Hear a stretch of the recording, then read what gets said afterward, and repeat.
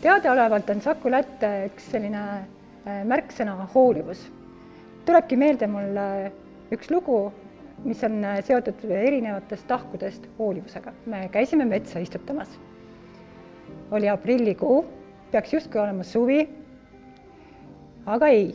Valgamaa metsade vahel libisesime autoga kraavi. Minu taga käis selline kiljumine minu kolleegide poolt, mina olin roolis. Mõtlesin, et nüüd on olnud šokiseisundis ja midagi väga hullu on, aga ei. Auto oli kraavis selliselt, et minu poolt välja ei saanud juhi poolt, nad pugesid teiselt poolt välja ja hetk hiljem olid nad juba maantee ääres teed juhatamas, liiklust juhatamas. Just sellepärast, et teised autod meile selga ei tuleks. Eks ole ju, see on täiesti hoolivus, mis on ka Saku Lätte märksõna.